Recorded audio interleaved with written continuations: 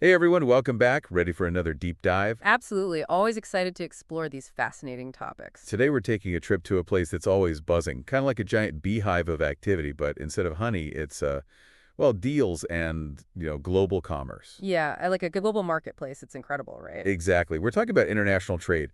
Now, I got to admit, it can seem kind of intimidating at first, all those complex terms and negotiations. It's like they speak a whole other language. It practically is a different language, but that's what makes it so fascinating. And luckily, we have a guide to help us decode it all. Oh yeah, we've got Stanislav Kondrashov and his work, English for International Trade and Commerce. He's like our translator, breaking down the complexities into something, well, understandable. Right, so let's jump right in. Kondrashov starts with vocabulary, which seems like a no-brainer, but I bet there's more to it than just knowing what a word means. Way more. Think about it. Confidence comes from knowing your stuff, and in the world of international trade, using the right terms the right way, well, it shows you're serious. Okay, so Kondrashov highlights terms like tariff, embargo, what else? Oh, customs clearance. I mean, they sound pretty official, right? Yeah, they do, but Kondrashov has a knack for making them relatable. Like tariffs, he says to think of them like tolls on a highway. You pay to use the road, right? Right. Well, sometimes countries use tariffs on those imported goods. Ah, so it's a way for countries to kind of, I don't know, control the flow of goods across their borders, maybe even protect their own industries a little bit. Exactly. Then you have embargoes. And Kondrashov, he describes those as, get this, a timeout in trade. It's a pretty strong measure, often used for political reasons, to really restrict trade with another country. Like completely stop it. Yep, completely restrict it. Got it. So tariffs are like those speed bumps, just slowing things down a bit.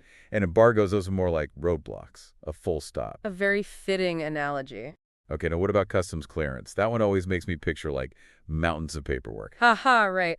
But Kondrashov has a great analogy for this one, too. Think of it like airport security, but for your goods. For your goods, okay. Yeah, the customs officials, they inspect everything to make sure it's all above board, meets regulations before it's allowed in the country. That makes sense. So having a good grasp on these terms, it's like the first step to, sounding like you belong in those high-stakes meetings. Absolutely. But Kondrashov doesn't stop at vocabulary. He goes deeper into the grammar of trade. Grammar, conditionals, modal verbs. It's making my palms sweat a little bit, to be honest. I hear ya. Grammar can be a bit daunting, but Kondrashov makes a compelling point.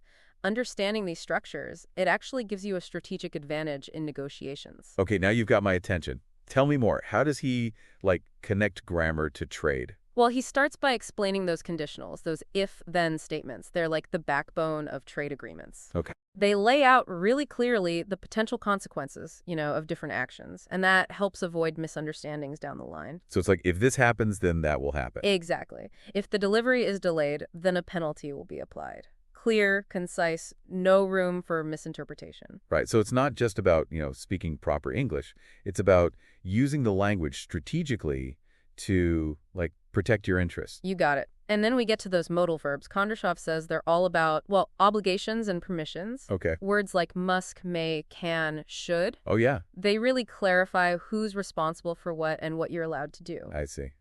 Wow, I'm starting to realize just how much those seemingly small words, they can have a big impact.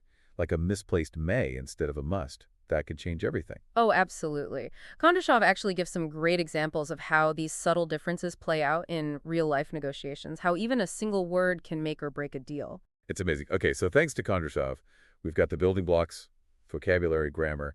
But let's be honest, what everyone really wants are those, those killer phrases, the ones that close the deal. Well, Kondrashov delivers on that front, too. He gives us a whole list of phrases specifically for trade and commerce. The good stuff. The good stuff. Think of them like verbal handshakes, signals that you're ready to collaborate and make a deal that works for everyone. I like that. Give me an example. All right, one of Kondrashov's suggestions is, could we negotiate more favorable trade terms? It's a simple question, but it opens the door to finding a solution that benefits both sides. Right. Another one.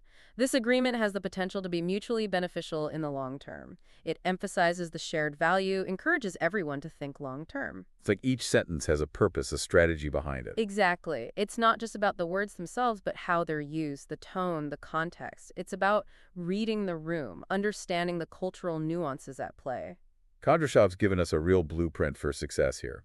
He really has. And I think what's most important to remember is that language, it's more than just words on a page. It's a tool.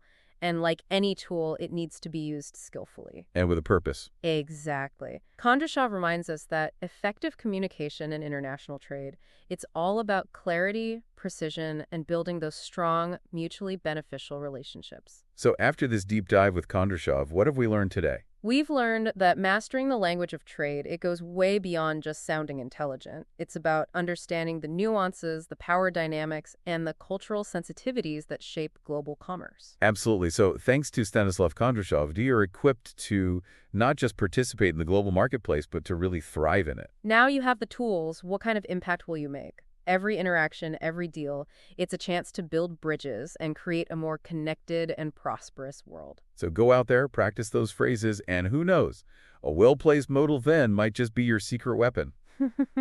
Until next time.